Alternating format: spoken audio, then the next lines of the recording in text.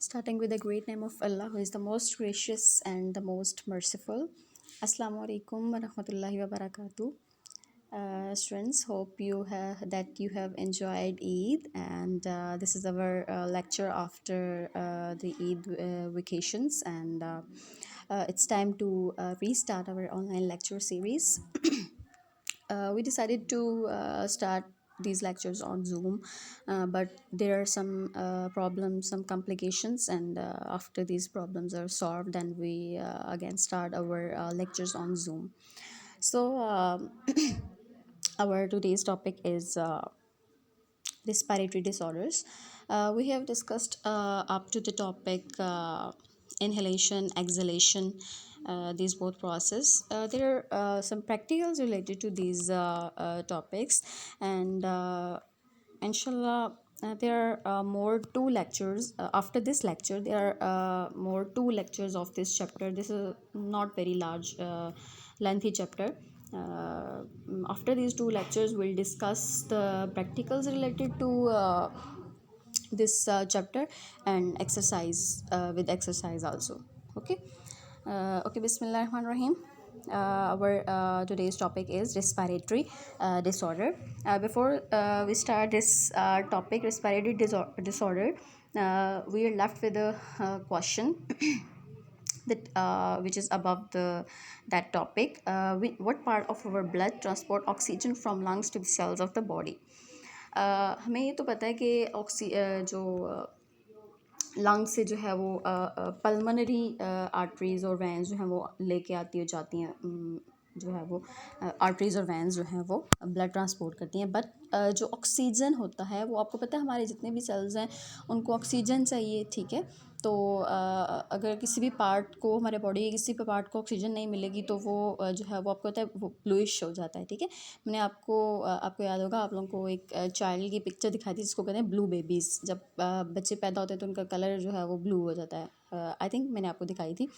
तो वो इसी वजह से होता है कि वो उनके लंग्स प्रॉपर्ली वर्क नहीं कर रहे होते और ऑक्सीजन की ट्रांसपोर्ट पूरी बॉडी के अंदर नहीं हो रही होती. ठीक है, तो इसलिए उनका कलर ब्लूइश हो जाता है, क्योंकि डीऑक्सीजनेटेड ब्लड पूरी बॉडी में जाता रहता है और वो डीऑक्सीजनेटेड ब्लड आपको पता है ब्लूइश कलर का होता है, तो उसकी वजह से उनकी बॉडी का कलर ब्लूइश हो जाता है. तो यहाँ पे क्वेश्चन उनका ये है कि वो ऑक्सीजन जब लंग्स का काम है ना ऑक्सीजनेशन करना, ब्लड के अंदर ऑक्सीजन ऐड करना, और वो ऑक्सीजन जब ब्लड के अंदर जाती है तो वो क्या बनाती है, लास्ट लेक्चर में मैंने आपको बताया था, ऑक्सी हीमोग्लोबिन बना देती है. ठीक है, और वो ऑक्सी हीमोग्लोबिन जो है वो जाके ब्लड जो है वो हमारे हर एक सेल तक पहुंचाता है. सॉरी, ऑक्सीजन हर एक सेल तक जाके पहुंचाता है. तो एक्चुअली हीमोग्लोबिन ही वो हमारी ब्लड के अंदर पार्ट है जिसके साथ ऑक्सीजन कंबाइन होती है. ठीक है, हर हीमोग्लोबिन मॉलिक्यूल के साथ ऑक्सीजन बाइंड होती है. रेड ब्लड सेल्स के अंदर हीमोग्लोबिन प्रेजेंट होता है तो ऑक्सीजन के साथ बाइंड होके हर सेल, बॉडी के हर सेल तक ऑक्सीजन पहुंचाती है. ठीक है, अच्छा जी, रिस्पायरेटरी डिसऑर्डर्स को देख लेते हैं. रिस्पायरेटरी डिसऑर्डर्स बहुत कॉमन है, ऑल ओवर द वर्ल्ड बहुत कॉमन है, लेकिन पाकिस्तान में भी बहुत ज़्यादा पेशेंट्स हैं. I don't know the exact numbers. You should after I'll explain these different respiratory disorders. This is your assignment, that you have to check these percentage of patients of respiratory disorders in Pakistan. Okay, first of all ये बहुत सारे यहाँ पे respiratory disorders दिए हुए हैं. Bronchitis है, emphysema है, नमोनिया है, एस्थमा, लंग कैंसर है. ठीक है, आज जो है वो हम देखते हैं ब्रोंकाइटिस को डिस्कस कर लेते हैं, एम्फाइसीमा और नमोनिया को. ठीक है, फर्स्ट ऑफ ऑल देखते हैं ब्रोंकाइटिस को.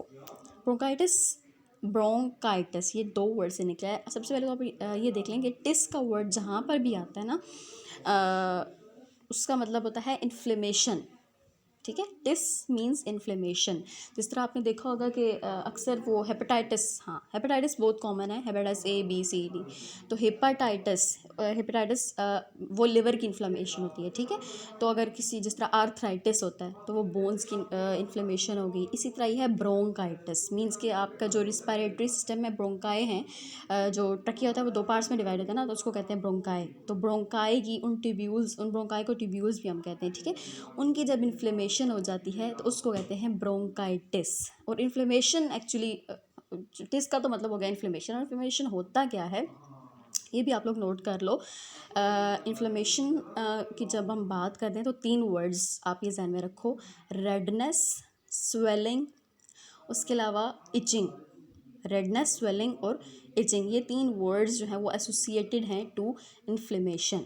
ठीक है, तो इन्फ्लेमेशन, रेडनेस, स्वेलिंग और इचिंग, इचिंग होता है दर्द होना, और इस तरह ये 3 वर्ड जो हैं वो इन्फ्लेमेशन कहलाते हैं। तो ब्रोंकाइटिस क्या हो गया, जितने भी आपके ब्रोंकाई हैं या ब्रोंकियोल्स हैं, जितने भी आपके टिब्यूल्स हैं, उनके लिए इन्फ्लेमेशन को हम कहते हैं ब्रोंकाइटिस। ठीक है, इसमें होता क्या है, अगर हम इसका प्रोसेस देखें, जब ये किसी पेशेंट को ब्रोंकाइटिस हो तो उसके अगर हम सिम्टम्स को देखें तो उस पेशेंट के अंदर जो उसके ब्रोंकाई होते हैं या ब्रोंकियोल्स होते हैं, उनके अंदर जो है वो म्यूकस फिल होना शुरू हो जाता है, पस होना शुरू हो जाती है, और वो टिब्यूल्स या ब्रोंकाई या ब्रोंकियोल्स उसके स्वेल हो जाते हैं उस म्यूकस और उस पस की वजह से।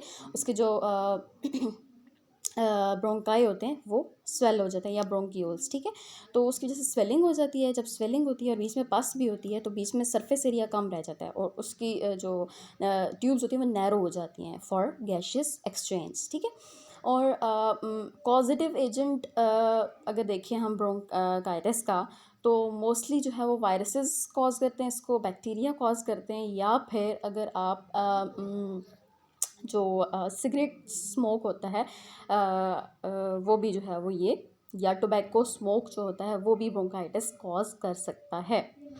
टाइप्स की बात कर लेते हैं। टाइप्स जो हैं वो एक तो किसी भी डिज़ीज़ की अगर हम बात करें तो किसी मोस्टली जो डिजीज़ होती हैं उसमें दो क्या कहते हैं स्टेप्स या दो कंडीशंस आती हैं। एक होता है एक्यूट और एक होता है क्रोनिक। एक्यूट वो फॉर्म होती है जो इतनी ज़्यादा सुयर नहीं होती, आप मोस्टली कुछ वीक्स के अंदर ही आप रिकवर हो जाते हो।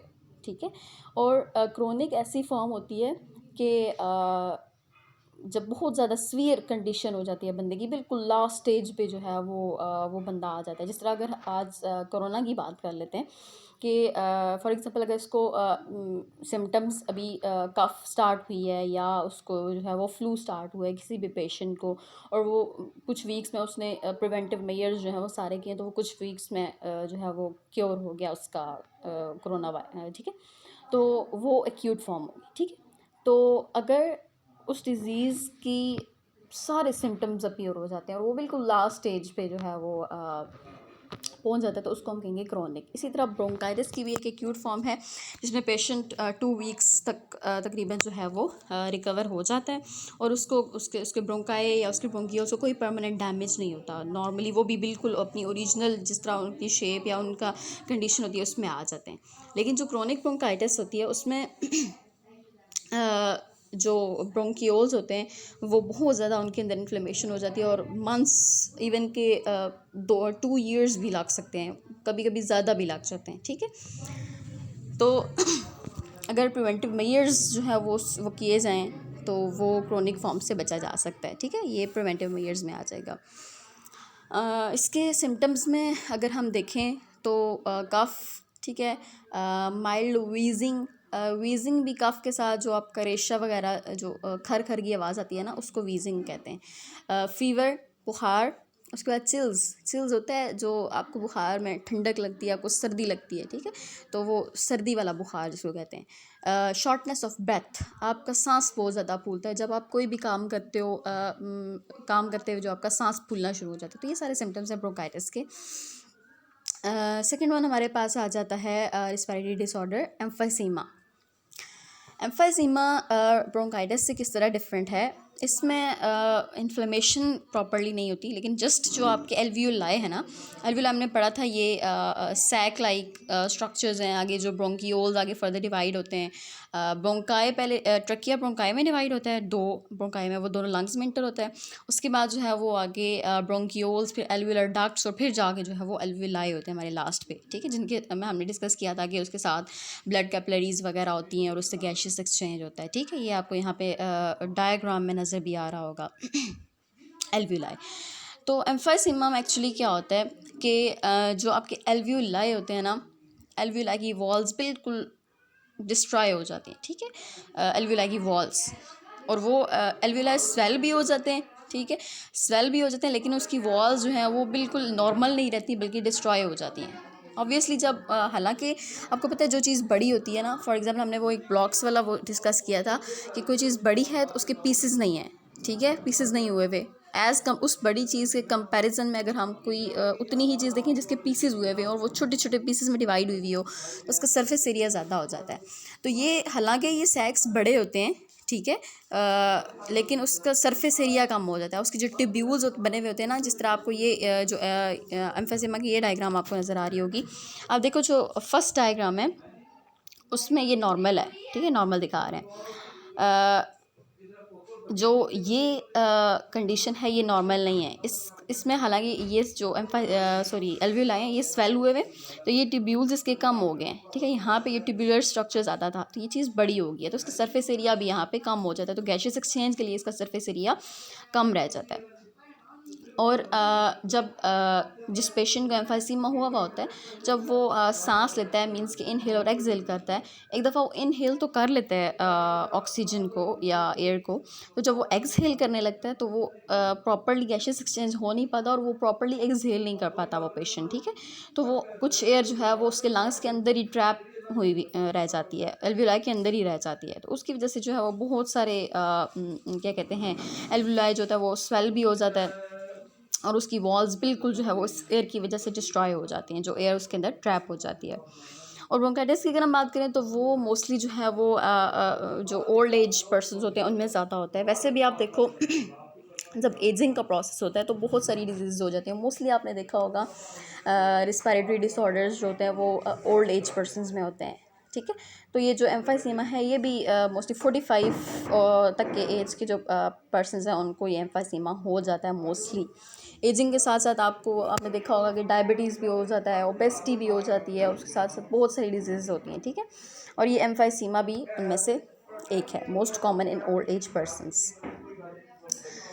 सिम्टम्स मोस्टली ये जो होते हैं ना रिस्पायरेटरी डिसऑर्डर्स सबके मिलते जुलते होते हैं, लेकिन अगर हम एम्फाइसीमा की बात करें तो इसमें भी शॉर्टनेस ऑफ ब्रेथ है, आपका सांस फूल जाता है, फटीग होता है कि आपके जिस्म में हर जगह आपको दर्द होता है, रिकरेंट रिस्पायरेटरी इन्फेक्शंस, बार बार आपको रिस्पायरेटरी इन्फेक्शन बार बार हो जाता है, आपका वेट भी बहुत ज़्यादा कम हो जाता है। और जब तक इस एम्फाइसीमा के सिम्टम्स अपीयर होते हैं ना, तब तक जब बंदे को पता चलता है कि अच्छा इसको जो है वो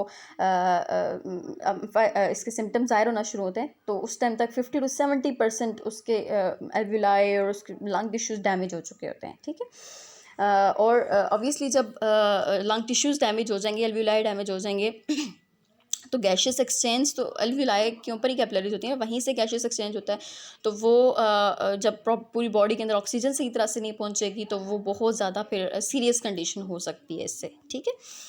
अच्छा, थर्ड वन जो आज हमें लास्ट इसका डिस्कस करना है रिस्पायरेटरी डिसऑर्डर, वो है pneumonia. Most of the student call it pneumonia, but it's not pneumonia, it's pneumonia, ठीक है। अच्छा, नमोनिया मोस्ट कॉमन इन जितने भी हम दोनों डिस्कस किया, वैसे नमोनिया बहुत ज़्यादा कॉमन है, मोस्टली ये बच्चों के अंदर बहुत ज़्यादा कॉमन है, बड़ों के अंदर भी हो जाता है लेकिन बच्चों के अंदर बहुत ज़्यादा कॉमन है। और एक बैक्टीरिया है streptococcus pneumoniae, it is the causative agent of pneumonia. और अगर ये एक लंग को डैमेज करता है तो वो सिंगल नमोनिया होता है, उसको जस्ट नमोनिया, सिंगल नमोनिया कहने की ज़रूरत नहीं है, उसको जस्ट नमोनिया हम कहते हैं। लेकिन अगर स्ट्रेप्टोकोकस निमोनियाe ने दोनों लंग्स को डैमेज कर दिया, दोनों लंग्स की टिश्यूज़ को डैमेज कर दिया, इसकी क्रोनिक फॉर्म आ गई है, तो उस टाइम हम इसको कहते हैं डबल नमोनिया, ठीक है। स्ट्रेप्टोकोकस निमोनियाe ही इस कॉजेटिव एजेंट है, but sometimes diplococcus pneumoniae is also the causative agent of pneumonia, but mostly it is streptococcus pneumoniae. यही बैक्टीरियम ही कॉजेटिव एजेंट है, but sometime viral and fungal infections are also responsible for pneumonia, ठीक है। तो sometimes virus या pneumonia भी influenza जो virus है वो भी या फंगल जो कोई भी फंगस है वो भी जो है वो नमोनिया कॉज कर सकती है। और इसका पूरा प्रोसेस क्या होता है कि ये नमोनिया किस तरह डेवलप होता है कि जब ये बैक्टीरिया आपके नोज़ के थ्रू या आपके माउथ के थ्रू जो है वो इंटर हो जाता है, जब आपके रिस्पिरेटरी सिस्टम में आगे जाता है, लंग्स के अंदर जाके वहाँ पे सेटल हो जाता है, तो इसका ग्रोथ पीरियड फिर चलता है। मीन्स कि ये मल्टीप्लाई होना शुरू हो जाता है। जैसे जैसे इसको जो है वो अपनी न्यूट्रिशन मिलती है, हमसे वो न्यूट्रिशन लेना शुरू हो जाता है। न्यूट्रिशन लेके इसका नंबर जो होता है वो मल्टीप्लाई करना शुरू हो जाता है। और जब सही इसका नंबर इंक्रीज़ हो जाता है तो ये इन्फेक्शन कॉज करना शुरू कर देता है आपके रिस्पिरेटरी ट्रैक में, आपके लंग्स में भी, ठीक है। तो जैसे जैसे इसका नंबर इंक्रीज़ होगा तो वो इन्फेक्शन कॉज करेगा। इन्फेक्शन से आपके एल्वियोलाई और आपके लंग्स टिश्यू और भी लंग्स टिश्यू डैमेज होना शुरू हो जाएंगे। आपका जो एल्वियोलाई है उसके अंदर फ्लूइड और पास वगैरह जो है वो भर जाएगी। और फिर जो है वो आहिस्ता आहिस्ता जब इसका वो इंक्यूबेशन पीरियड पूरा, आपको पता है ना, इंक्यूबेशन पीरियड जो होता है वो कोई भी पॉजिटिव एजेंट जब आपको डिजीज़ आपकी बॉडी के अंदर इंटर हो जाता है और उसके सिम्टम्स अपीयर होने से पहले का जो टाइम पीरियड होता है उसका इंक्यूबेशन पीरियड कहते हैं। तो उस इंक्यूबेशन पीरियड के बाद जो है वो उसके सिम्टम्स अपीयर होना शुरू हो जाते हैं। जिस तरह नमोनिया, इसमें भी फ़ीवर बहुत ज़्यादा हाई फ़ीवर होता है इसमें, और सर्दी भी लगती है, चिल्स भी, कोल्ड भी होता है, और फ्लू भी होता है आपको, सर्दी भी लगती है, बुखार भी होता है, शिवरिंग आपको कभी भी बहुत ज़्यादा, इतनी ज़्यादा आपको वो ठंड लगती है तो आपको कभी जो है वो होना शुरू हो जाती है, इसको शिवरिंग कहते हैं। खांसी बहुत ज़्यादा होती है विद स्पूटम प्रोडक्शन। स्पूटम होता है आपका रेशा, जब आप खांसते हो ना तो वो आपके अंदर से जो रेशा वगैरह निकलता है उसको स्पूटम कहते हैं। तो ये नमूनिया में स्पूटम प्रोडक्शन बहुत ज़्यादा हो जाती है, ठीक है। शॉर्टनेस ऑफ ब्रेथ भी इसका, ये पिछले जो 2 हमने डिस्कस किए हैं उसमें भी शॉर्टनेस ऑफ ब्रेथ कॉमन है। इसमें भी शॉर्टनेस ऑफ ब्रेथ, सांस का फूल जाना। आपको पता है जब लंग्स की टिश्यूज़ डैमेज हो जाते हैं, मैंने आपको पहले भी बताया, तो पेशेंट का कलर जो है वो पर्पलिश हो जाता है, बिकॉज ऑक्सीजनेशन पूरी बॉडी में प्रॉपरली नहीं हो रही होती, तो उसका कलर जो है वो पर्पलिश हो जाता है, ठीक है। उसके अलावा इससे बचने के लिए प्रिवेंटिव मेजर्स क्या हैं कि वैक्सीनेशन वगैरह होती है, ठीक है। और वैक्सीनेशन के अलावा भी आपको पता है जब ये बैक्टीरिया कॉज कर रहा है तो एंटीबायोटिक्स हैं, एंटी बैक्टीरियल ड्रग्स हैं जो कि नमोनिया से प्रिवेंट करने के लिए पेशेंट को दी जाती हैं, ठीक है। अच्छा, एक यहाँ पे वो आपको टिडबिट इंफॉर्मेशन दी हुई है ब्लॉग में कि जब तक एंटीबायोटिक्स नहीं बनी थी, अब तो एंटीबायोटिक्स आ गई हैं, अब तो टेक्नोलॉजी का और ये साइंटिफिक जो है वो एरा है, तो इसमें तो पेशेंट को एंटीबायोटिक्स दी जाती हैं, वैक्सीनेशन की जाती है, तो नमोनिया इन्फेक्शन से बचा जा सकता है। लेकिन जब ये वैक्सीन नहीं बनी थी, ये एंटीबायोटिक्स नहीं बनी थी, तो 1/3 जो पेशेंट थे वो जो है वो इस इन्फेक्शन से उनकी डेथ हो जाती थी। तो बहुत ज़्यादा आजकल जो है वो मॉडर्न एरा है, तो इसमें बहुत सारी वैक्सीनेशन है, हत्ता कि अभी तक कोरोना की वैक्सीनेशन नहीं बनी। होप कि वो भी पाकिस्तान में अभी तक नहीं आई। चाइना वगैरह ने जो है न्यूज़ में आया कि उन्होंने बना ली है, तो होप कि वो भी बन जाएगी।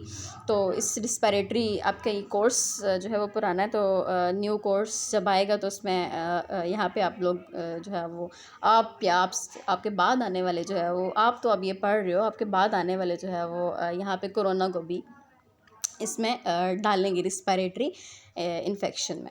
So that's it with the today's lecture. आप लोगों ने आपकी असाइनमेंट क्या है कि bronchitis, emphysema, pneumonia, percentage of most recent आप लोगों ने डेटा जो है वो इंटरनेट से लेना है, मोस्ट रीसेंट के परसेंटेज क्या है इन तीनों डिजीज़ की पाकिस्तान में, ठीक है।